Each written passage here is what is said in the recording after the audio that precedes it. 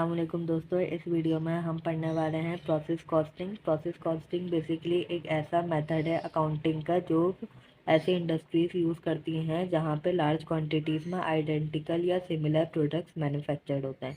अब देखो, ये जो प्रोडक्ट्स होते हैं वो डिफरेंट डिपार्टमेंट या डिफरेंट प्रोसेसेस से गुजरते हुए जाते हैं और एक फिनिश गुड्स बन जाता है।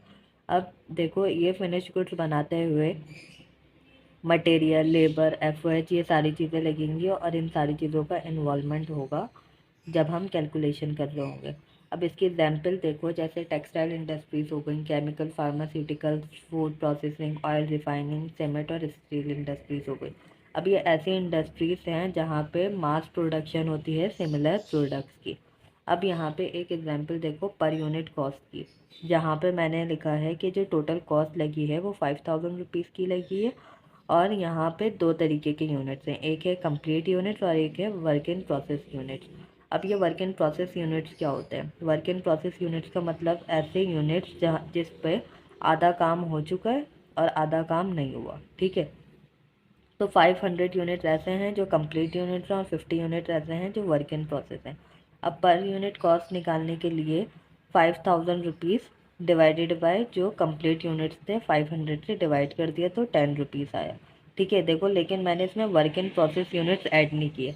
हम इस तरीके से इसको कैलकुलेट नहीं करेंगे पर यूनिट कॉस्ट को। हम क्या करेंगे, जब भी पर यूनिट कॉस्ट निकालेंगे तो वर्क इन प्रोसेस और कंप्लीट यूनिट्स दोनों को ऐड करके ये पर यूनिट कॉस्ट निकालेंगे। ऐसा क्यों करेंगे? इसीलिए देखो, अगर मैं वर्क सिर्फ कंप्लीट यूनिट्स ले रही हूँ तो मेरे पास 10 रुपीज़ कॉस्ट आ रही है, लेकिन अगर मैं दोनों यूनिट्स ले रही हूँ मतलब वर्क इन प्रोसेस और कंप्लीट यूनिट्स ले रही हूँ तो मेरे पास कॉस्ट कम आ रही है। अगर अगर देखो, मैं इस तरीके से ना करूँ, सिर्फ कंप्लीट यूनिट्स ले लूँ तो मेरे पास देखो कॉस्ट ज़्यादा आएगी और प्रॉफिट कम हो जाएगा। और इसी तरीके से वाइस वर्सा होगा कि अगर मैं दोनों यूनिट्स ले लूँ तो मेरे पास कॉस्ट कम होगी और कॉस्ट कम होगी तो प्रॉफिट ज़्यादा आएगा।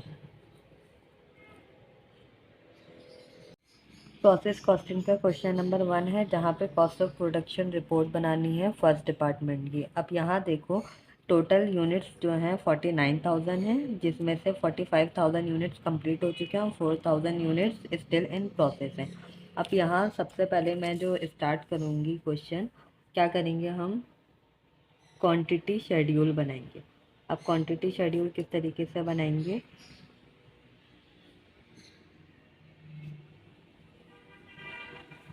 देखो हमारे पास जो टोटल यूनिट्स थे, यूनिट्स स्टार्ट हमने कितने से किया, 49,000 यूनिट से,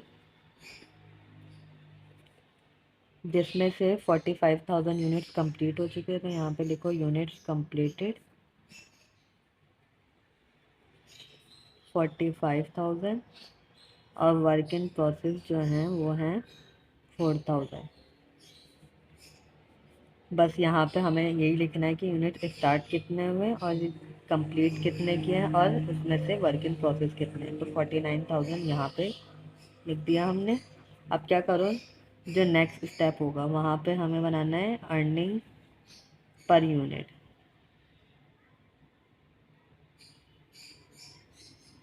अर्निंग पर यूनिट का टेबल किस तरीके से बनाओगे, यहाँ पे लिखो रॉ मटेरियल,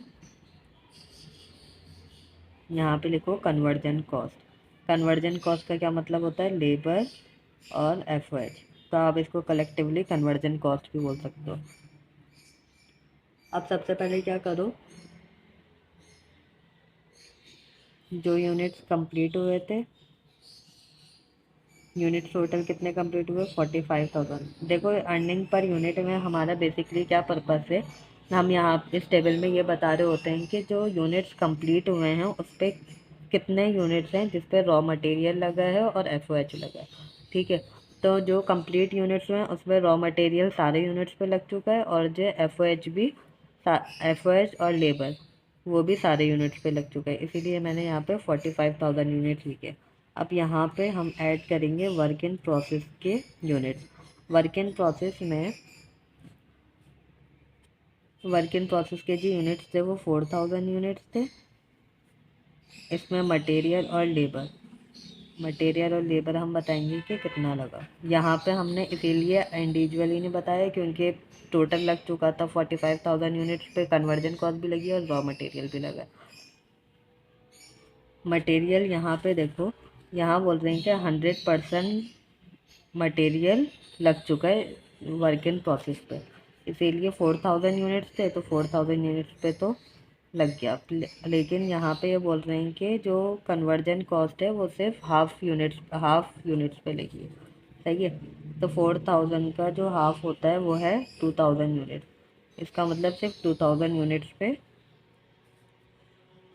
कन्वर्जन कॉस्ट लगी है, वर्क इन प्रोसेस के 2,000 यूनिट्स पे कन्वर्जन कॉस्ट लगी है, और मटेरियल जो है वो 100% लग चुका है। अब इसका आप टोटल करो। जब आप टोटल करोगे तो आपके पास यहाँ आंसर आएगा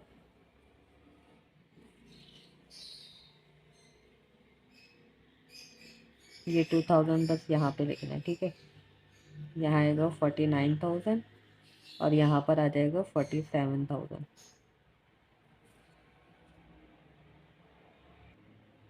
अब नेक्स्ट जो पार्ट होगा क्या करोगे, कॉस्ट चार्ज टू डिपार्टमेंट।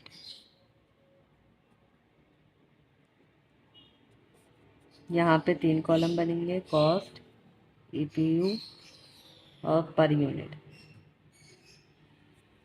यहाँ लिखो मटेरियल, लेबर और एफओएच। अब यहाँ देखो मटेरियल, लेबर और एफओएच की कॉस्ट दी हुई है 24,500, 29,140 और 28,200। अब ये देखो ईपीयू जो हमने फाइंड किया था, मटेरियल का ईपीयू था 49,000, मतलब 49,000 यूनिट्स हैं, और लेबर और एफओएच के हैं 47,000। अब इस कॉस्ट को इस ईपीयू से डिवाइड कर दो, मतलब इन यूनिट से डिवाइड कर दो, तो तुम्हारे पास पर यूनिट कॉस्ट आ जाएगी। इसका आएगा 0.5, 0.62 और 0.6। इसका टोटल करो 81840, और इसका टोटल करेंगे तो 1.72, मतलब पर यूनिट कॉस्ट जो टोटल लगी है एक यूनिट पे, मटेरियल, लेबर, एफएच जो लगा है वो 1.72 का लगा। ठीक है, अब हमें नेक्स्ट स्टेप में क्या बताना है कि ये जो कॉस्ट है वो हमें बताना है कि वर्क इन प्रोसेस पे कितनी लगी और कंप्लीटेड यूनिट पे कितनी लगी होगी। तो सबसे पहले हम कंप्लीटेड यूनिट्स पे बात करेंगे। कॉस्ट ऑफ यूनिट्स कंप्लीटेड, जो कंप्लीट यूनिट्स थे वो हैं 45,000। तो 45,000 यूनिट्स को मल्टीप्लाई कर देंगे, एक एक यूनिट की जो टोटल कॉस्ट है 1.72 है, 1.72, मतलब इस पे ये जो कंप्लीटेड यूनिट्स हैं इस पे मटेरियल, लेबर, एफएच दोनों चीज़ें लग गई हैं, इसीलिए हम इनको मल्टीप्लाई कर देंगे 7,7,400। अब नेक्स्ट जो है वो कंप्लीटेड यूनिट्स पे तो बात हो गई, अब है cost of work in process ending unit. अब इस पे मटेरियल, लेबर और एफओएच। अब यहाँ देखो जो मटेरियल है वो 4,000 यूनिट्स था, यहाँ पे यहाँ इसके भी 4,000 यूनिट्स हैं, क्योंकि वर्क इन प्रोसेस के जो यूनिट्स है वो 4,000। मटेरियल यहाँ पे 100% लगा था, ठीक है।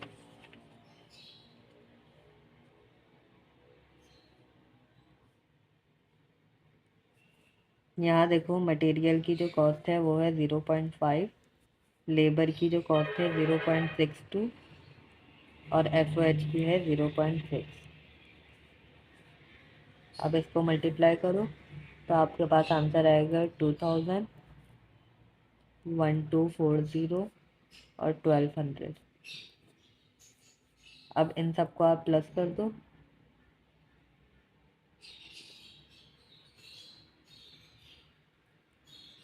8,1,840।